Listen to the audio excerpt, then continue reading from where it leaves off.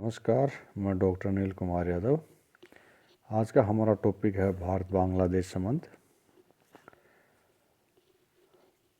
जब पाकिस्तान ने पूर्वी बंगाल के लोगों पर अत्याचार किए, उनके मानवाधिकारों की अनदेखी की, पूर्वी बंगाल के साथ भेदभाव आधारित व्यवहार किया, उस समय पूर्वी बंगाल के लोगों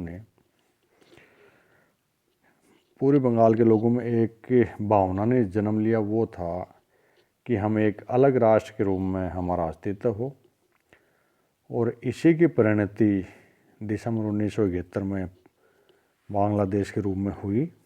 और इस बांग्लादेश के निर्माण में भारत का अहम रोल था। बांग्लादेश का उद्भव हमारे अच्छे पड़ोसी की दृष्टि से स्वागत योग्य है।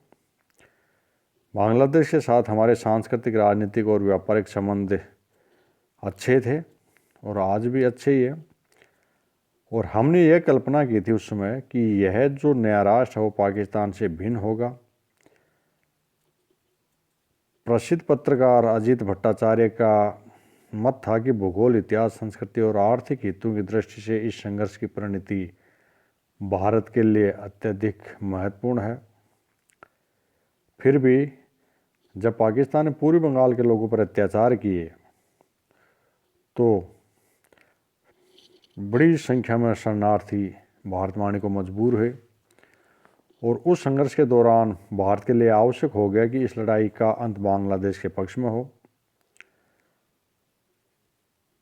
पश्चिमी सीमांत पर पाकिस्तानी सेना के जवानों ने स्थिति को और भी अधिक नाजुक बना दिया।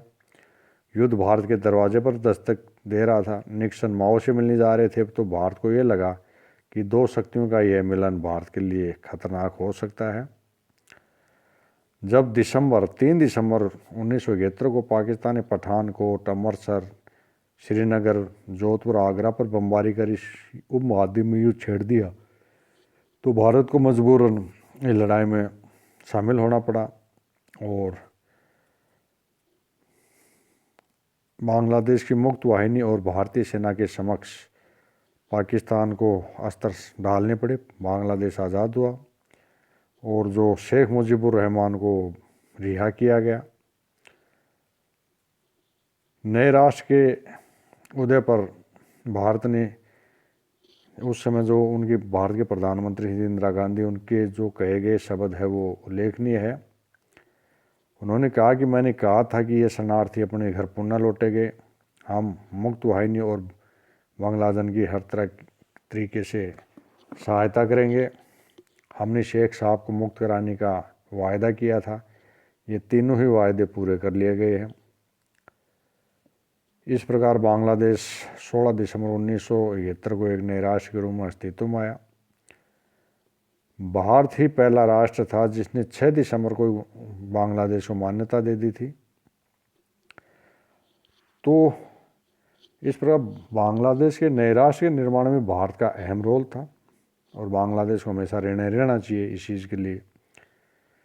फिर भी आज भारत और बांग्लादेश के मध्य कुछ विवाद भी है, जिनके बारे में विस्तृत चर्चा हम आज करेंगे। भारत और बांग्लादेश के मध्य जो मुख्य विवाद है, उनमें पहला है फरक्का समस्या। बांग्लादेश और भारत के मध्य फरक्का विवाद जो गंगा पानी के बंटवारे को लेकर है, वो विवाद का विषय बनता रहता है समय समय पर। हालांकि भारत ने बांग्लादेश को इस जल विवाद को अंतर्राष्ट्रीय रूप न देने के लिए सहमत कर लिया था और ढाका व दिल्ली में वार्ताओं के बाद दोनों देशों ने सितंबर 1977 को एक समझौता किया। यह फरक्का समझौता कहलाता है। इस फरक्का समझौते के तहत गंगा नदी के पानी के बंटवारे को लेकर दोनों राष्ट्रों के बीच सहमति बनी।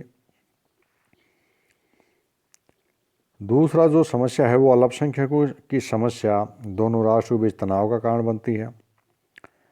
बांग्लादेश के हिंदू और बिहारी मुसलमान अपने आप को सुरक्षित महसूस नहीं करते। परिणाम स्वरूप वे अवैध रूप से भारत में आते हैं, जिससे भारत में जो सीमावर्ती प्रदेश है आसाम, बंगाल, त्रिपुरा, मिजोरम, उनका डेमोग्राफी चेंज होता है, बदलता है एवं भारत पर अतिरिक्त आर्थिक भार पड़ता है एवं भारत की राष्ट्रीय सुरक्षा व अखंडता को चुनौती मिलती है। नेक्स्ट जो विवाद है भारत बांग्लादेश के मध्य वो है मोहरी नदी विवाद, सीमा विवाद।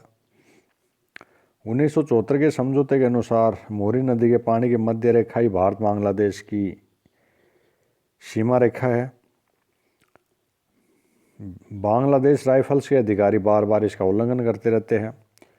ऐसे ही 1979 में भारतीय ज़मीन पर BDR बांग्लादेश राइफल्स है, वहाँ उन्होंने घुसपैठ की और बांग्लादेश ने अपना दावा पेश किया और भारतीय किसानों पर जो BDR है बांग्लादेश राइफल वो समय गोलियां चलाई उन्होंने। तो ये जो मोहरी नदी सीमा विवाद है वो दोनों राष्ट्रों में संबंधों में तनाव पैदा करता है।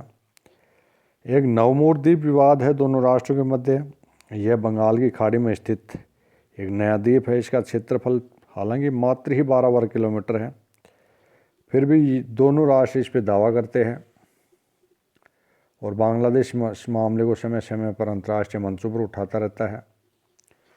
एक समस्या है चकमा शरणार्थियों की समस्या। चकमा शरणार्थियों की समस्या दोनों राष्ट्रों के मध्य तनाव पैदा करती है। हालांकि बांग्लादेश ने चकमा शरणार्थियों को बांग्लादेश में वापस लेने का वायदा किया था, किंतु ये जो शरणार्थी है वो बांग्लादेश में अत्याचारों की वजह से या डर की वजह से वो बांग्लादेश नहीं जाना चाहते। एक अभी हाल ही में NRC पर लेकर भी बांग्लादेश ने अपने भारत के समक्ष अपनी चिंता जाहिर की है कि भाई ये जो नागरिकता कानून, विदेशियों के लिए नागरिकता कानून, कुछ राष्ट्रों के जो नागरिक हैं उनके लिए नागरिकता कानून भारत ने बनाया है, उससे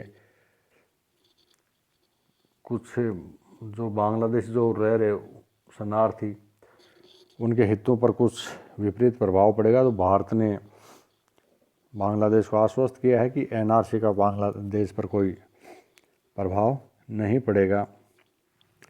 हालांकि इन समस्याओं के साथ साथ, चुनौतियों के साथ साथ, जैसे भारत और बांग्लादेश ने दोनों राष्ट्रों ने आपसी संबंधों को सुधारने के लिए प्रयास भी किए हैं।